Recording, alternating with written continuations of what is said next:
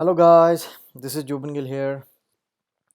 As you all know that from time to time we make a lot of videos on careers that you can opt inside Canada. आप जो भी career Canada में opt कर सकते हैं उनके बारे में हम डिटेल वीडियोस बनाते हैं कि इन प्रोफेशंस की रिक्वायरमेंट क्या है, मीनिंग क्या क्या आपको स्टेप्स फॉलो करने होते हैं अगर आप इस पर्टिकुलर प्रोफेशन में जाना चाहते हो तो पहले भी आपने जैसे नोटिस किया होगा हमारे यूट्यूब चैनल पर कि हमने ट्रक ड्राइवर के ऊपर, पुलिस ऑफिसर्स के ऊपर वीडियोस बनाई हैं and we try that from time to time हम ऐसी वीडियोस आपके लिए बनाते रहें ताकि जो भी फेमस प्रोफेशंस हैं एंड देन इवेंचुअली जो भी प्रोफेशंस मोस्टली लोग फॉलो करते हैं, जो इधर आके ऑप्ट करते हैं, उनके बारे में आपको डिटेल इंस्ट्रक्शंस, डिटेल जानकारी उसके बारे में आपको दी जाए ताकि आपके दिमाग में एक क्लैरिटी हो सके कि जब भी आप कोई भी प्रोफेशन चूज़ करना चाहते हो उसको आपको प्रोफेशन को चूज़ करने के लिए आपकी रिक्वायरमेंट्स क्या रहेंगी और आप उसमें क्या एक्सपेक्ट कर सकते हैं, right. Today will talk about RN यानी कि registered nurse, how to be a registered nurse in Ontario Canada. So Canada में कैसे हम रजिस्टर्ड नर्स बन सकते हैं वो हम आपको डिटेल में बताएंगे। क्या क्या आपको रिक्वायरमेंट्स रहेंगी, क्या क्या आपको आपकी एजुकेशनल रिक्वायरमेंट्स है, क्या आपके लिए जो रिक्वायरमेंट्स हैं, एग्ज़ाम की रिक्वायरमेंट्स हैं, कहाँ पर आपको रजिस्टर्ड होना है, क्योंकि नर्सिस की सेपरेट बॉडीज़ होती हैं डिफरेंट डिफरेंट प्रोविंसेस में, लेकिन जो ओंटारियो है as you all know it's a very big province. और पॉपुलेशन की बात करें तो ये मोस्ट पॉपुलस जो प्रोविंस है कनाडा का, उसमें भी वन ऑफ दोज प्रोविंसेस है। और इसमें एजुकेशन का एजुकेशन का बाय पॉपुलेशन हम देखें तो यहाँ पर बहुत सारे कॉलेजेस, बहुत सारे यूनिवर्सिटीज़, बहुत सारे प्राइवेट स्कूल्स, बहुत सारे छोटे जो हैं स्कूल्स हैं जहाँ पर हम कई हेयर ड्रेसिंग के या कोई और छोटे छोटे कोर्सेज भी आपको करने को मिल जाते हैं, राइट। सो आज हम बात करेंगे RN कैसे बना जाए। So before starting the steps, kindly subscribe our YouTube channel Joban Gill. So if you search for this particular name, our channel will pop up in first second results. So आप हमारे channel को जो subscribe कीजिए, notification button है जो वो on रखिए ताकि आपके लिए जो भी हम वीडियोस करियर के लिए, कनाडा इमिग्रेशन के लिए और इमिग्रेंट्स की जो रेगुलर डे में प्रॉब्लम्स होती हैं और इमिग्रेंट्स की सक्सेस स्टोरीज़ में जो हम वीडियोस डालते हैं वो आपको मिल सकें। और अगर आप भी इमिग्रेंट हैं या आप बनना चाहते हैं या इमिग्रेंट्स के बारे में और इमिग्रेशन के बारे में ज़्यादा जानकारी चाहते हैं तो you don't have to look to any other channel. आप हमारे चैनल पर इंफॉर्मेशन वो ले सकते हैं specially regarding Canadian immigration. So let's start. First step अगर हम बात करें तो वो ये है कि you will need a post secondary education. So first step, अगर आपको नर्सिंग के प्रोफेशन में जाना है तो पहला सबसे जो स्टेप है वो यही है कि आपके पास एक पोस्ट सेकेंडरी एजुकेशन होनी चाहिए। So many people ask why, क्यों होनी चाहिए। इसका आंसर है all provincial and territorial nurses associations have adopted the goal of having a bachelor requirement for entry into nursing, right. So आपके पास बैचलर डिग्री है, यूजुअली 3 to 4 years होती है, तो ये आपके पास होनी चाहिए। अगर आपने कनाडा से बाहर से किया, जैसे हम इंडिया की एग्जांपल लेते हैं, तो वहाँ पर BSc in nursing is a very good degree that you can opt. अगर आपका फ्यूचर में प्लान है नर्स बनने का कनाडा में तो ये वाली डिग्री आप इंडिया से कर सकते हैं, लेकिन उसकी रिक्वायरमेंट क्या है, ये वाली डिग्री आपको एक प्रॉपरली रिकॉग्नाइज बढ़िया कॉलेज या यूनिवर्सिटी से करनी पड़ेगी ताकि जब आप वैल्यूएशन करें, अपनी डिग्री की वैल्यूएशन होती है, अगर आपकी वैल्यूएशन बैचलर्स आती है तभी आप नेक्स्ट रजिस्टर नर्स का अपना जो स्टेप है वो फॉलो कर सकते हैं। तो do it from a very good institution in India और anywhere from the world if you want to opt for nursing in Ontario. And Ontario का हम इसलिए भी थोड़ा ज़्यादा बता रहे हैं क्योंकि सबसे ज़्यादा इजी और सबसे ज़्यादा जो लेस टाइम कंज्यूमिंग प्रोसेस है वो ओंटारियो का ही है। तो आप ओंटारियो में अपनी एजुकेशन इसमें स्टार्ट कर सकते हैं और नर्स बन सकते हैं ईजिली। एविडेंस जो इसका है कि क्या बैचलर डिग्री वालों को बैचलर डिग्री क्यों चाहिए होती है, evidence supports the fact that bachelor prepared nurses are most able to provide safe, ethical, cost effective and high quality nursing care for Canadians। so एक बंदा मेच्योर होता है अगर बैचलर उसने की होगी स्पेशली इन नर्सिंग फील्ड, तो उसका जो लेवल है उसको सारी जो उनकी नर्सेस की जो टर्मिनोलॉजी होती हैं, जो उनके प्रोसीजर होते हैं, उनके बारे थ्योरेटिकली एंड लैब्स के थ्रू आपने जो प्रैक्टिकल भी वहाँ पर देखा होगा, तो आपको एक प्रोफेशन में जाने से पहले आपको काफ़ी नॉलेज उसकी हो जाती है। और आपको once you are inside the profession, आपको जो ट्रेनिंग देने में नर्सिस को ट्रेनिंग देने में जो हॉस्पिटल्स हैं, जो पब्लिक जो हॉस्पिटल्स हैं, चाहे वो प्राइवेट हॉस्पिटल्स हैं, जो हेल्थ केयर सिस्टम है इधर, तो आपको जो नर्सिस को ट्रेनिंग देने का प्रोसेस होता है वो थोड़ा सा ईजी हो जाता है। The trend toward a university education for RNs is here, with the exception of students in Quebec. Students must choose to obtain a bachelor degree in nursing in order to prepare for RN career, right? So Quebec की हम बात नहीं करेंगे, उनका process बिल्कुल ही different होता है। सो उनको छोड़कर जो सभी प्रोविंसेस है ऑलमोस्ट सेम होता है प्रोसेस, लेकिन सबसे ईजीएस्ट है जो ओंटारियो का है। ओंटारियो में आपको बीएससी नर्सिंग आपको चाहिए। अगर आपने कनाडा में भी शुरू करना है आफ्टर +2, तो आपने बैचलर इन नर्सिंग इधर से ही करनी है ताकि आपको ईजी रह सके, आगे आपको जो आपके स्टेप्स है वो आप फॉलो कर सके इजीली अगर आपके पास बैचलर है तो। Next, you need to apply to the college of nurses of Ontario directly for the assessment. So what is the college of nurses of Ontario? So ये वाला कॉलेज जो है वो एसोसिएशन है नर्सेस जो जिसकी एजुकेशन है, ये वाला कॉलेज सारी असेसमेंट करता है, सारे स्टेप्स जो है वो आपको बताते हैं, और आपकी एजुकेशन की जो असेसमेंट होती है, आपके जो और भी सारे स्टेप्स की टेक कर ये वाला college of nurses of Ontario CNO ये आपको आपकी टेक केयर करता है। So all nursing graduates who plan to practice Ontario must be registered with CNO। तो दिस इज़ मैंडेटरी दैट आपको जो CNO के साथ रजिस्टर होना पड़ता है अगर आप RN बनना चाहते हैं। Once you are deemed eligible after applying, you will take the registration exam. Why? आप एक बार रजिस्टर्ड हो गए तो आपको एलिजिबिलिटी आपकी बताई जाएगी, उसके बाद आपको इनका रजिस्ट्रेशन एग्ज़ाम लेना आता है। तो ये वाला एग्ज़ाम CNO क्यों लेती है? Why? This exam is designed to measure the competencies of nurses at the start of your practice. So ये वाला एग्ज़ाम है जो ये आपको आपकी जो भी एबिलिटीज़ हैं, जो भी एक पर्टिकुलर नर्स को चाहिए, वो आपका वो मेजर करते हैं कि इनिशियल कॉम्पिटेंसीज आपके पास, इनिशियल जो एबिलिटीज़ है वो आपके पास हैं कि नहीं है, वो एक एग्ज़ाम के थ्रू आपकी मेजर होती हैं। In addition to the registration exam, you must successfully complete a separate jurisprudence exam by the college designed to evaluate your knowledge and understanding of the laws, regulations, and college by laws, practice standards, and guidelines that govern the nursing profession in Ontario as well. So आपको एक separate exam भी देना पड़ता है ताकि आपका जो आपको प्रॉपरली जो कॉलेज के बायलॉज होते हैं और जो उनका जो स्टैंडर्ड्स एंड प्रैक्टिस गाइडलाइंस होती हैं वो आप फॉलो करने की एबिलिटी रखते हैं या नहीं रखते हैं, तो एक आपको सेपरेट एग्ज़ाम वो भी देना पड़ता है। So you have to give 2 exams.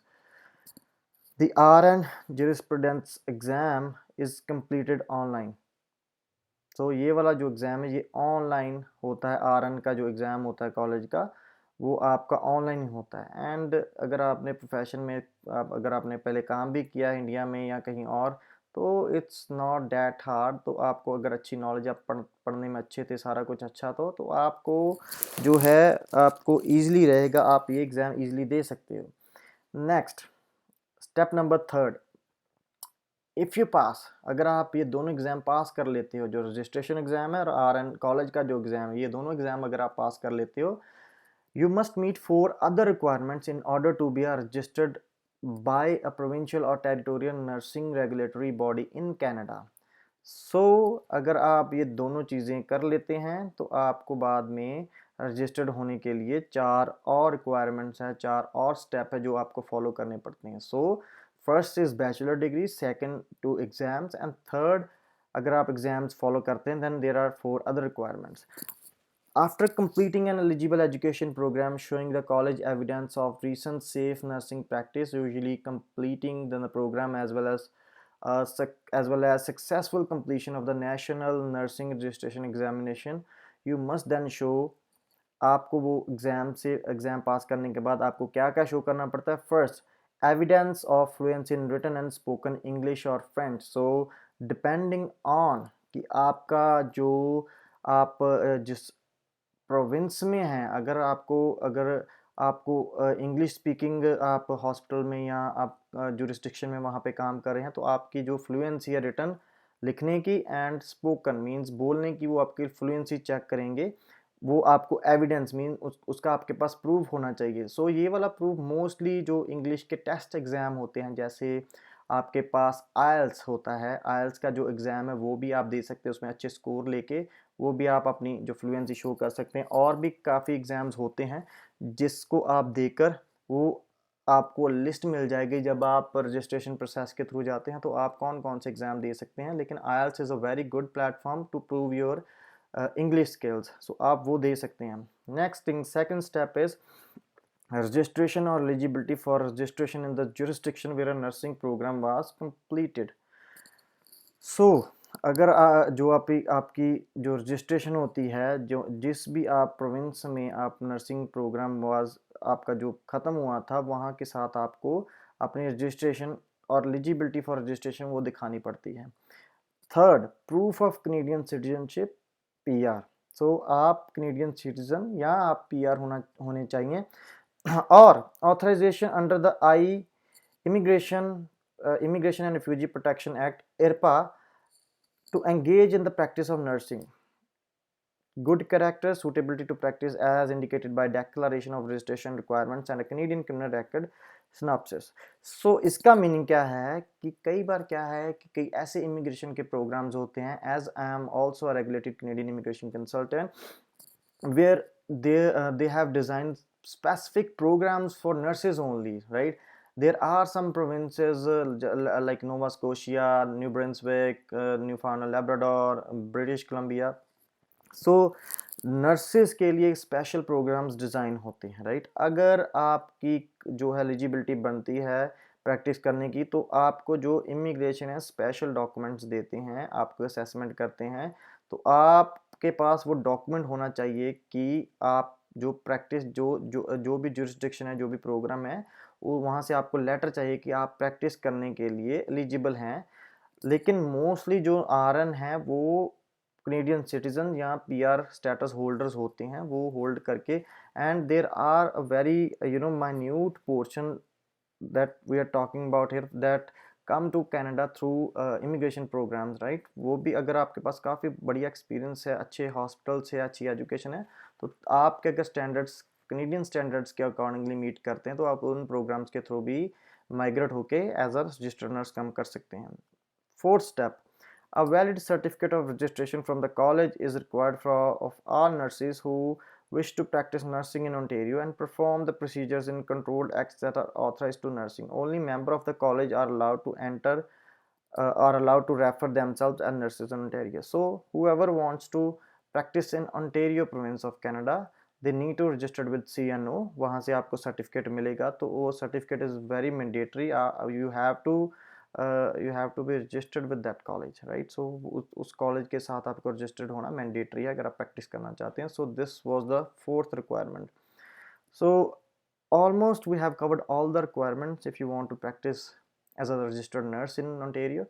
So next step 4, it's not like like ये वाला step कोई step नहीं है, लेकिन as a presentation हम आपको ये बता रहे हैं कि step number 4 is evolve your competencies. Means कि आप अगर आपने आरएन बन गए हो, तो आपको बहुत सारे कोर्सेज, बहुत सारी आपके लिए जो आपके लिए एजुकेशन, छोटे छोटे एजुकेशनल प्रोग्राम्स, आपके लिए बहुत सारी रिसोर्सेज हैं जो वो अवेलेबल होती हैं कॉलेजेस में.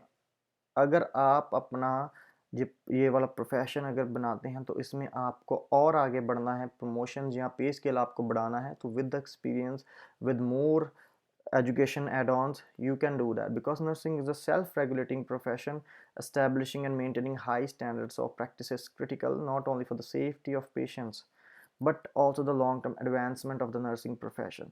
Meaning कि अब क्योंकि ये नर्सिंग का जो प्रोफेशन है, ये बॉडी जो है वो रेगुलेट करती है, वो आपको वॉच करते हैं।